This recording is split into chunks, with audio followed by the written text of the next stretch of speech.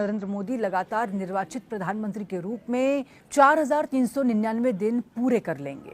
इसके साथ ही वो जवाहरलाल नेहरू के उस रिकॉर्ड को भी पीछे छोड़, उसके बावजूद मैं कहती हूँ कि भारत से हम बहुत कुछ सीख सकते हैं। हमारे एक वहां पे इंडियन प्राइम मिनिस्टर है, हमारे देखें एक भी इनमें से मैच नहीं कर सकते। तो खैर पाकिस्तान में कभी ऐसा हुआ नहीं कि किसी भी प्राइम मिनिस्टर ने अपना टाइम पूरा किया हो। ये थप्पड़ है। नरेंद्र मोदी को इंडिया का सबसे ताकतवर रहनुमा बना दिया है। लोगों के दिल में मोदी बसते हैं। You have to give Mr. Modi credit कि उनकी जो पेट्रियटिज्म है वो पहले आती है। अब वो इंडिया के सबसे longest serving elected prime minister बन जाएंगे, यानी कि 3 टेन्योर जो है वो प्राइम मिनिस्टर मोदी ने कंप्लीट कर लिए होंगे। हम पाकिस्तान अगर 4 दीवारी समझ लें, एक जेल समझ लें, तो उसमें कैद हैं। कितने पाकिस्तानी होंगे कि अगर यूरोप और अमेरिका का वीजा खुल जाए तो वो पाकिस्तान में रहेंगे? अगर ओपन हो जाए बॉर्डर के, जिसने जाना है जाओ, मुझे बताएं कितने % पाकिस्तानी रुकेंगे? बड़ी खबर सामने निकल के आ रही है कि नरेंद्र मोदी जी ने 4,399 दिन का रिकॉर्ड जो है वो जवाहरलाल नेहरू का तोड़ दिया। और ये देख करके भी पाकिस्तान के लोगों का और पाकिस्तान के प्रधानमंत्री के होशो आवाज जो है वो उड़ चुके हैं। और कंपैरिजन किया जा रहा है कि कैसे भारत और पाकिस्तान में कितना ज़्यादा फर्क, और भारत का पहला ऐसा प्रधानमंत्री नरेंद्र मोदी है जिसने 4,399 दिन का रिकॉर्ड जो है वो जवाहरलाल नेहरू के बाद तोड़ा है। और पाकिस्तान में तो इधर 1,000 तक का तो कोई पहुंच नहीं पाता है, क्योंकि पाकिस्तान कैसा ही आप जानते हैं अच्छी तरीके से। और पाकिस्तान के लोग से जो है वो अलग प्यार भरता हुआ नज़र आ रहा है। मोदी जी के लिए अलग ही प्यार उमड़ता हुआ दिखाई दे रहा है वीडियोस के माध्यम से सोशल मीडिया में।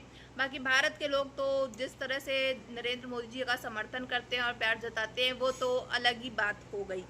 प्राइम मिनिस्टर मोदी जो हैं अब वो इंडिया के सबसे longest serving elected prime minister बन जाएंगे, और सबसे ज्यादा या सबसे लंबे अरसे कह लीजिए कि as a prime minister of Bharat जो है उनको ये टाइटल भी मोदी जी के लिए हो जाएगा।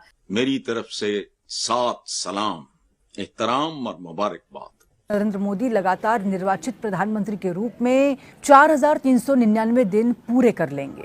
इसके साथ ही वो जवाहरलाल नेहरू के उस रिकॉर्ड को भी पीछे छोड़, उसके बावजूद मैं कहती हूँ कि भारत से हम बहुत कुछ सीख सकते हैं। हमारे एक वहां पे इंडियन प्राइम मिनिस्टर है, हमारे देखें एक भी इनमें से match. You have to give Mr. Modi credit कि उनकी जो पेट्रियटिज्म है वो पहले आती है। तो खैर पाकिस्तान में कभी ऐसा हुआ नहीं कि किसी भी प्राइम मिनिस्टर ने अपना टाइम पूरा किया हो।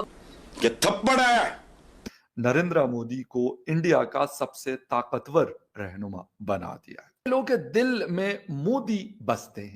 कितने पाकिस्तानी होंगे कि अगर यूरोप और अमेरिका का वीजा खुल जाए तो वो पाकिस्तान में रहेंगे? अगर ओपन हो जाए बॉर्डर के, जिसने जाना है जाओ, मुझे बताएं कितने % पाकिस्तानी रुकेंगे? मोदी जो है आते के साथ ही मोदी जी की फोटो दिखाई दे रही है, तो हम बात शुरू करने लगे हैं इंडिया के प्राइम मिनिस्टर से, जो कि जी इस साल 10 जून को यानी कि 10 जून को अब से कुछ ही दिनों के बाद जो है यानी 6 दिन के बाद प्राइम मिनिस्टर मोदी जो है अब वो इंडिया के सबसे longest serving elected prime minister बन जाएंगे, यानी कि 3 टेन्योर जो है वो प्राइम मिनिस्टर मोदी ने कंप्लीट कर लिए होंगे।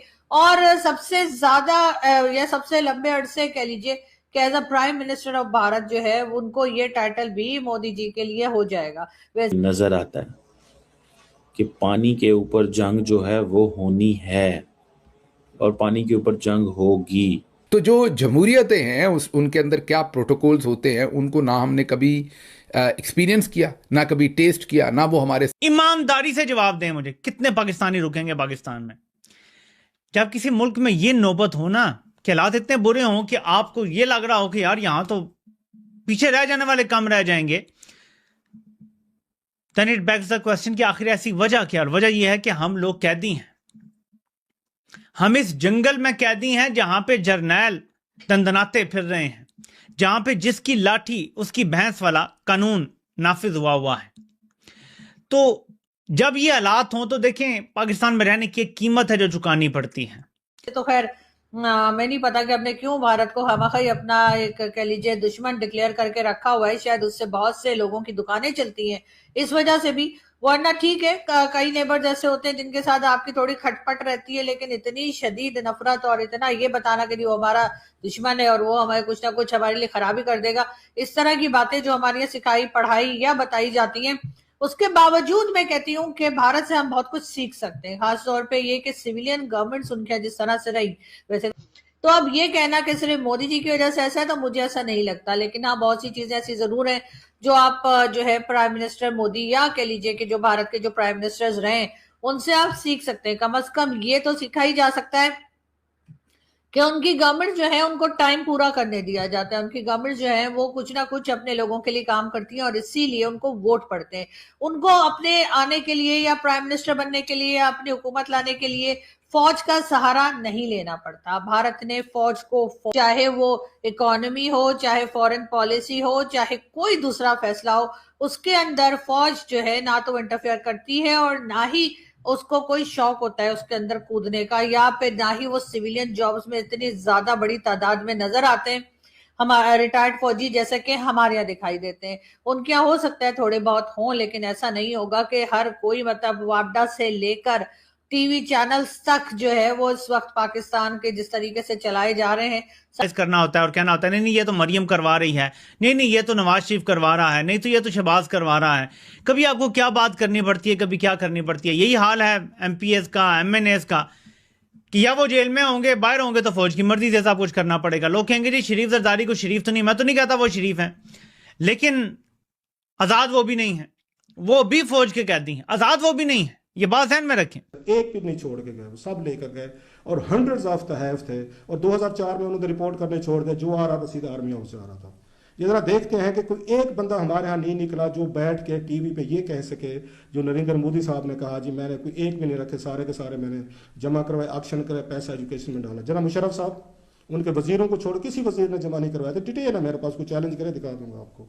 इसका शौकत अजीज साहब अरबपति थे माशाल्लाह, वो बादशाह कोई उसमें 900 के करीब आपने देखा। इंडियन काउंटर पावर के मुकाबले में हमारे यहाँ क्या हुआ है। इसके बाद जनाब अगर राजा प्रवेश साहब के बाद हमने देखा नवाज शरीफ साहब है, वो आपने कच्चा चट्टा सुन लिया, वो लेके गए सबसे जो हाथ में है वो सारे सोने, हीरे, जवाहरात, गोल्ड, नेकलेसेस, ब्रेसलेट वो लेके जा रहे। इसके बाद शाहिद खकान अब्बासी साहब बने वजीर आजम, वो लेके, इमरान खान साहब बने, वो सारे के सारे तहफ लेके, मतलब जो कीमती तहफ थे छोटे मोटे छोड़ के ये जो कचरा माल है चलो इधर रखते हैं जी। साथियों, जैसा कि आप सभी ने देखा किस तरह से जो है बहुत बड़ी खुशखबरी की खबर आ रही है भारत के सारे लोगों के लिए, सारे हिंदू समाज के लिए। अपने आप में ये गर्व की बात है कि कैसे दूसरा ऐसा प्रधानमंत्री जो है वो बना है जिसने नरेंद्र मोदी जी ने जो है 4399 का रिकॉर्ड दिन जो है वो तोड़ दिया जवाहरलाल नेहरू का। आप इससे समझ सकते हैं कि कितना जो है भारत के लोग जो है नरेंद्र मोदी जी से प्यार करते हैं और कितना जो इनको प्यार मिल रहा है भारत के द्वारा, तभी वो आज तक भारत के अंदर टिके हुए हैं। और अब तो आप जानते हैं कि बंगाल के अंदर भी बीजेपी की सरकार आ गई है और ऐसे ही भरपूर जो है प्यार बंगाल की तरफ से भी अभी से दिखना शुरू हो चुका है। और ममता बानो की कुर्सी से जो उनको हटाया गया उसके बाद जो बीजेपी आई है इतने साल के बाद, अब ये बरकरार रहेगी, ये बात आप लिख के ले लीजिए। लेकिन वहीं दूसरी तरफ अगर बात की जाए पाकिस्तान की, तो पाकिस्तान तो इधर इतने दिनों तक तो कभी पहुंच ही नहीं पाएगा। और पाकिस्तान की तरफ से भी अलग ही जो है इंडिया को जो लोग मानते हैं, जो सच्चाई जो है वो अपने आप में जानते हैं कि क्या है क्या नहीं है, जो बेसिकली मुस्लिम्स वहाँ के एजुकेटेड है, वो जानते हैं कि फैक्ट क्या है, फैक्ट क्या है और क्या है पाकिस्तान की असलियत और क्या है इंडिया की असलियत, कहाँ इंडिया सही है, कहाँ इंडिया गलत है और कहाँ पाकिस्तान गलत है, कहाँ पे पाकिस्तान सही है। वो लोग इस समय मोदी जी के लिए काफ़ी ज़्यादा खुश हैं और भारत के लिए काफ़ी ज़्यादा खुश हैं। काफ़ी ज़्यादा पाकिस्तान के अंदर ऐसी आवाम है जो इंडिया की दीवानी है, मोदी जी की दीवानी है और वो इंडिया आना चाहते हैं। अगर बोल दिया जाए अमेरिका रशिया के जो वीज़ा हैं वो चालू कर दिए जाए तो आप लिख के ले सकते हैं कि पाकिस्तान की जो आवाम है वो आधे से ज़्यादा गायब हो जाएगी वहाँ से, क्योंकि पाकिस्तान के अंदर कोई भी जो पाकिस्तान की आवाम इस समय रह रही है वो रहना नहीं चाहती। जिस तरह से वहाँ पानी की किल्लत, बिजली की किल्लत, हर चीज़ की किल्लत, लोग जो है तिल तिल करके मर रहे हैं।